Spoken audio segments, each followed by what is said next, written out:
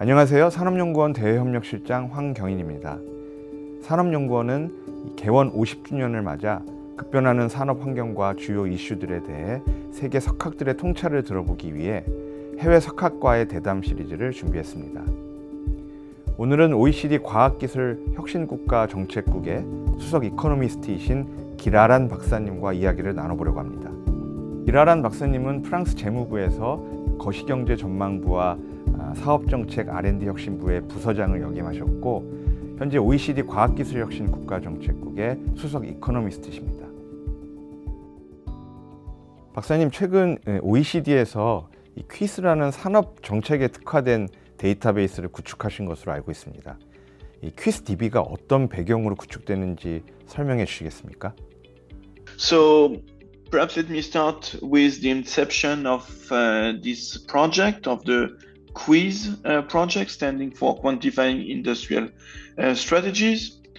Well, it followed the analysis that data on industrial policies are missing for research, missing for benchmarking, but even at a national level, there is often no comprehensive landscape of industrial policies and industrial policy expenditures in individual OECD countries. So for this reason, in 2023, we launched the first pilot on 9 countries and 3 years of data. 2 years later, in 2025, at the end of 2025, we cover around 20 countries and 5 years with more than 2,000 policy instruments. So the QuiS project gathers data on industrial policy expenditures and their composition in 20 OECD countries, and it allows the countries covered to have a broad view of what they are spending, on what priorities, on what type of instruments, and to benchmark their industrial policy expenditures with fellow OECD countries. This has been used not only by all the participating countries in high-level discussions on their industrial policies, but it's also used by international organizations, and hopefully also soon, as we expand the number of countries, by researchers to measure the impact and the extent of industrial policies. 각국이 산업정책을 상당히 많이 펼치고 있습니다. 그래서 혹자는 산업정책의 시대가 귀환됐다라고도 말하는데요. 그런데 박사님 기고를 보면 산업정책 발표 건수는 많은데 실제 확인되는 시행 건수는 그에 미치지 못하는 것 같습니다. 현재를 산업정책의 시대로 보는 게 정말 맞을까요? So I think what we observe is mostly that governments implement industrial policies much more openly than before. They have always, to some extent, supported their companies. They have always targeted some specific sectors. But in the past, they communicated much less on those actions, or at least those actions were not necessarily branded as industrial policy. So that's why, on the one hand, we see a significant increase in what you call industrial policy announcements, and the increase in industrial policy expenditures we observe in QuiS is, let's say, much limited. But that being said, we still observe a growth in industrial policy expenditures, and a growth that is far from negligible. We observe a 10% increase as a share of GDP over 4 years. So that's still quite significant. 이 산업정책 수단 측면에서 보자면 직접적인 재정 지원은 증가하고 있지만 펀드를 조성한다든가 하는 이 금융수단을 통한 지원은 다소 감소한 것으로 나타납니다. 각국이 이런 조합을 선택한 이유가 무엇이라고 생각하십니까? So in the data, and it reflects the reality, we distinguish between two main types of instruments for industrial policy. On the one hand, we have grants and tax expenditures. On the other hand, we have what we call financial instruments. And these financial instruments include loans, warranties to loans, and venture capital investment made by public institutions or agencies. And we account for the two types of instruments separately because, of course, if you give €1 or one of loan to a company, it's completely different from giving €1 or one of, let's say, grant. The first has to be repaid, whereas the second one not necessarily. So we observe a different dynamic between the two categories. For grants and tax expenditures, we observe a significant increase, 10% as a share of GDP over 4 years, whereas for financial instruments, we observe a slight decrease. And in fact, these different trends reflect that the weight put on different types of externalities or different market failures has probably changed over time.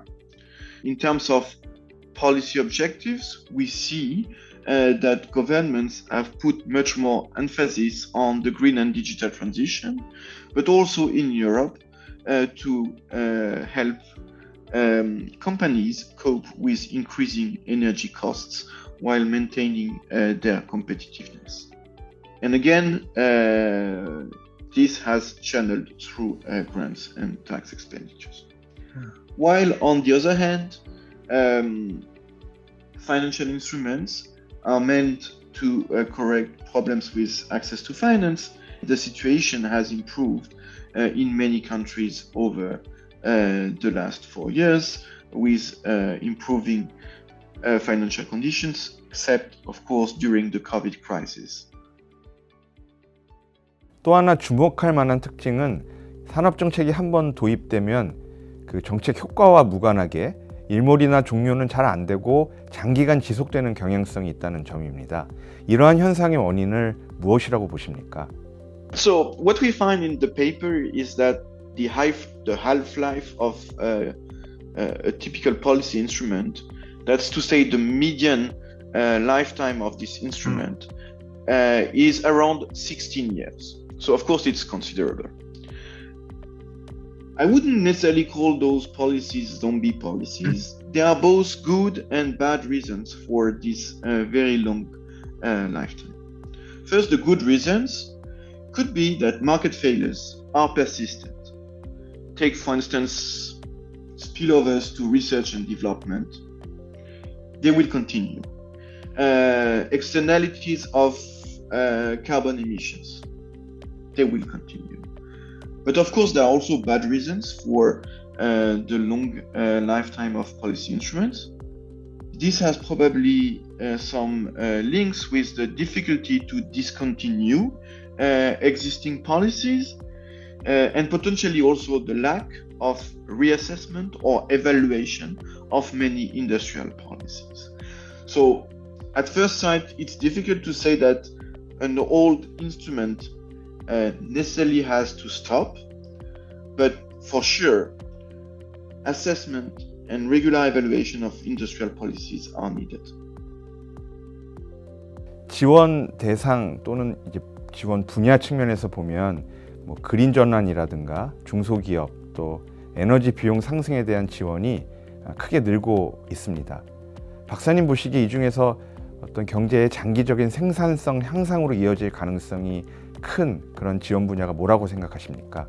So green investments and green industrial policies are increasing on average in our sample of countries. And this is all the more remarkable that green industrial policies are, for a significant share of these policies, driven by support to renewable electricity generation, and that this support has tended to decrease over the recent past because with increasing energy prices, renewable energy needs less support to break even. So I think, let me perhaps rephrase this question. I understand you are asking whether we observe a kind of trade-off between productivity gains and the reduction of emissions. We don't observe this kind of trade-offs. we've recently published a study on 10 countries looking at simultaneously the productivity of manufacturing companies and their energy efficiency, which is kind of proxy for their greenness. And what we see is that the most productive companies also tend to be the most energy efficient. We also observe that increases in energy efficiency tend to occur in the companies also increasing their productivity.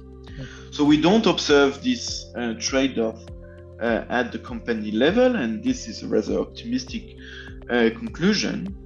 Another conclusion of this analysis is that there is a significant dispersion in energy efficiency across companies, much more than the dispersion in productivity across companies. So this also means that there is an untapped potential of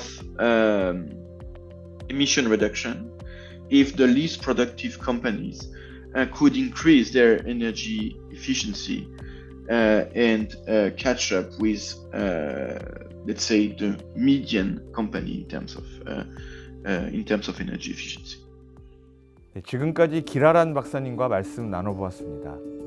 산업연구원 개원 50주년 특별기획 해외석학과의 대담 시리즈는 앞으로도 계속 진행될 예정입니다.